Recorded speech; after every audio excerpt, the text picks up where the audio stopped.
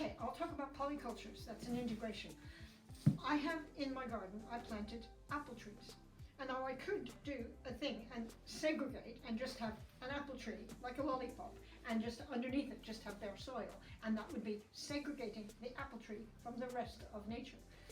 Instead, I'm following a different model, which is called a polyculture, where I have planted around the apple tree other kinds of plants that will be good for pollinators, will bring bees at the time that the apple's in blossom to help to pollinate, but also which will add goodness to the soil, and which will be providing other yields also for the garden. So I have integrated different plants into one system, one polyculture with an apple tree. That's one example. Within the social world, we can look to how Food Future structures itself and how it brought different groups together. So if you think about the challenges our food system faces, from food poverty through to the contribution that the food system gives to greenhouse gas emissions, you could tackle those issues separately, but the solutions you create are going to not necessarily match up. Like, you can provide lots of free food to people who are hungry, but if that food is contributing negatively towards environmental health, you're eventually going to end up in a situation where maybe we can't grow food very well, so you're not able to provide that perceived plentiful free food. And so in Food Futures, we recognise that the issues need to be addressed and people need to focus on them, but you actually need to bring all of the issues together and look at them together with people across the food system if you're really serious about solving all of them in a way that doesn't just create more and more problems. And so in Food Futures, we constantly are trying to bring together and integrate all the issues to identify the key leverage points that are going to help shift or solve multiple of those challenges.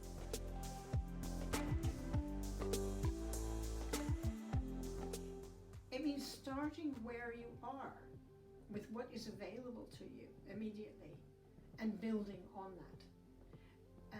It means doing repetitive things day after day, which will together make a solution. I'll use an example. Again, going back to the gardens that I help people to design for themselves, particularly in a new build garden that I was explaining, is empty. One of the slow and small solutions that people can adopt is to get themselves a compost bin. And every day, when they've eaten, if they have any potato peelings or fruit or they've cut the grass or something, their solution is to put that into the bin. And that will eventually generate part of a solution to the problem of soil fertility, because they're creating compost. And that's one example. And another one would be in the realm of plants, for example. Many people want to go out, take their car to a place and buy a whole load of plants. Whereas saving seeds and sowing the same seeds is something that anybody can do in their own space, and then it saves money, it's small, and it's something they can do while the kettle's boiling. When they're making a cup of tea, they go out and they collect a few seed heads. This principle, small and slow solutions, can also be applied to how we approach project development. So I've seen so many examples where people have an idea and super excited, and then they just create the whole thing, and sometimes things fail, and that's useful. It teaches us something. And so when we approach projects, it's often useful to start small, try something out, pilot it, get feedback, and from the learning start to slowly scale it out. So the schools project is another good example of this. It's starting with a small pilot, a small group of schools, and it's tried to find different examples of different types of schools to really build up a rich resource of learning, and from that it will look at how it could scale out to other schools in the district. So start small, learn, try things out, and then slowly grow.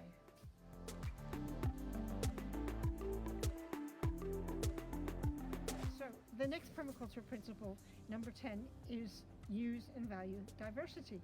And it would be a lot easier if in this whole area I just put 3 plants, and then I could do what the plants needed, and the rest of the time I'd be free to pursue other things.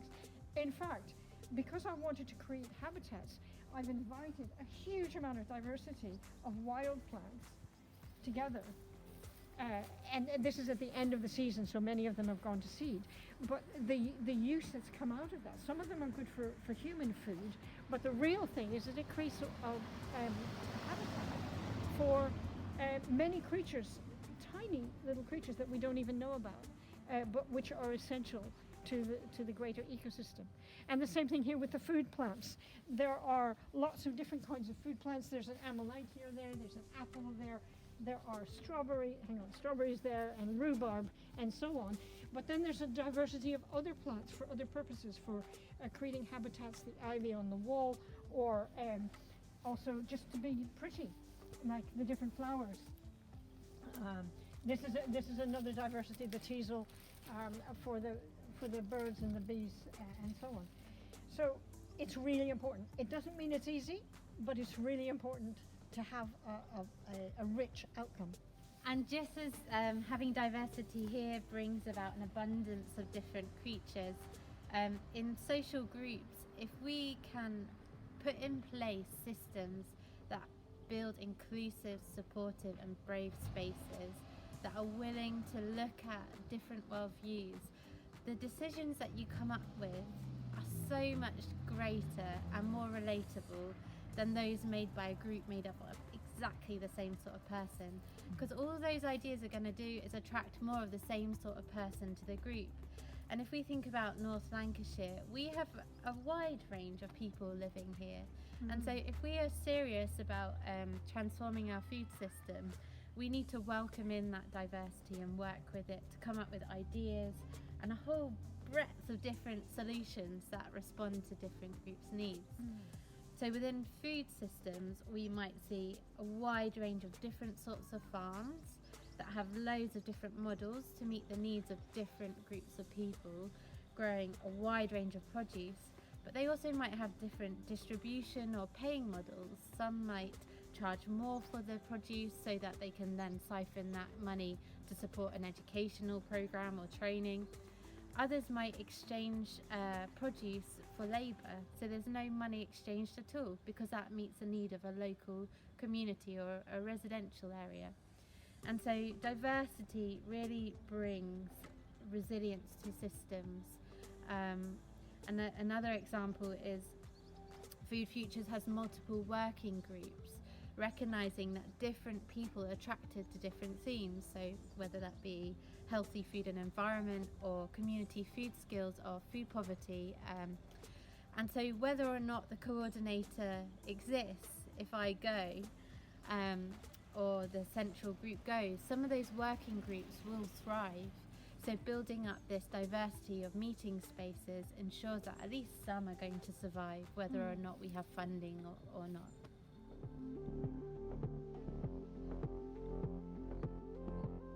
So the 11th design principle is huge edges and value the marginal.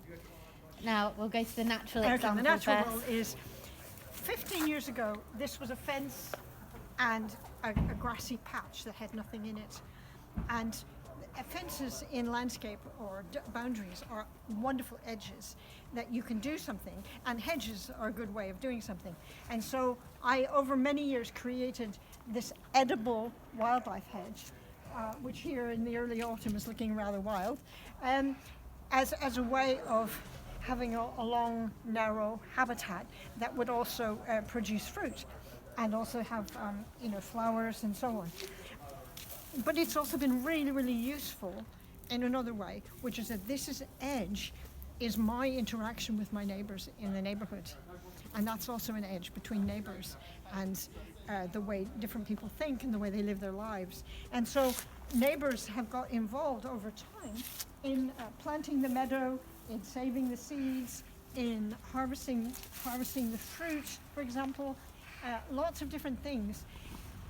So the purpose of the physical planting was on the one hand to grow food and have wildlife, but the actual other purpose was to engage with the neighbours and have a more intertwined edge with the neighbours in the neighbourhood. And obviously not everybody's been keen, but many people have been very keen, and so that's an example of that. When you have two ecosystems or unique habitats that come together, so that might be a field and a woodland, and here you have urban space with a grassy verge, that's often where you get greater biodiversity, because you have a mixing of conditions and you get really unique species appearing. And just as Jenny has created this unique corridor that has bees and hoverflies around us here and all sorts of other things that wouldn't have been here if it was just left as an urban grass verge. In social systems you get those edges as well, where you have two different people who have completely different backgrounds coming together to see their worldviews clash. And it's in that clash that there's great and exciting things that can come out of that. And an example, it's not a Lancashire based example, but May Project Gardens in London is an amazing example of how a musician has brought his passion for musician together with permaculture to look at how music can be used as an education tool about permaculture design. I encourage you to look up May Project Gardens. But it's those edges, those spaces where two different systems come together, that there's such richness and potential for unique solutions to come about. That's exciting.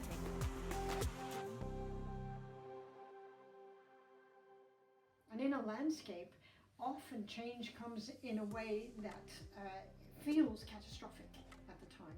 For example, there'll be a big storm and half the trees in the wood have fallen over. Or there'll be a frost and lots of things that were starting to grow have died. And so creatively responding to that is to then look at, well, what does this catastrophe offer in terms of a new opportunity to learn to build back in a different way. So in a woodland, if some of the trees have fallen down, not only can we think that the wood itself goes on to another stage of what it offers the woodland in terms of becoming a habitat for beetles and decay and fungi and so on. So that in itself is the woodland's way of responding. But the human way also to respond is to know that because there's now light in the new way, new things can come to grow, which would not have been able to grow if there had been the very big trees that were blocking the lines. And let's just take that tree metaphor to represent strong characters in a group. So you might have a group that has achieved amazing things and has been spearheaded and led by an amazing, inspiring person, and then they leave, and that can feel so scary and catastrophic. But just in the same way that a tree falling can give opportunities for new ideas or plants to grow, when someone leaves a group, it offers opportunity again to reevaluate, look at what good things came from that person, what their characteristics actually prevented from happening. So you can again look at change and disruption as an opportunity for lots of growth and learning and new ideas to come in. And in Food Futures, we're working with a political system that is chaotic, where decisions come in that are both supportive at one point or in 1 year, and then we have an election that completely changes all the people who are representing us. And with that comes a whole range of complex interactions. And again, it forces us to think about how much do we want to actually work with and interact with that system, and what do those constant fluctuations mean for how we need to design and hold ourselves in our project.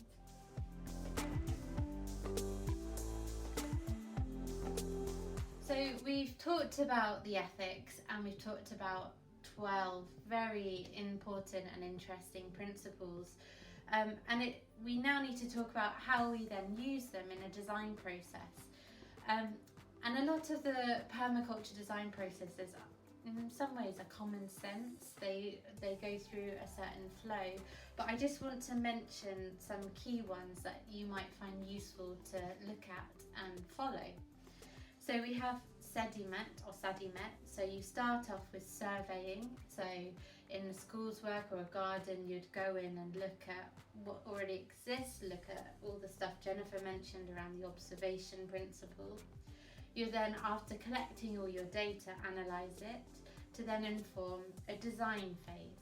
Once you've done your design, which would draw on all the permaculture principles, you'd then implement your design, and you'd then maintain it, evaluate it, and then tweak the design to then bring about a new wave of implementing, maintaining, evaluating, tweaking, and then the cycle goes on. The other framework or design process that I've used a lot is Libby McNamara's design web.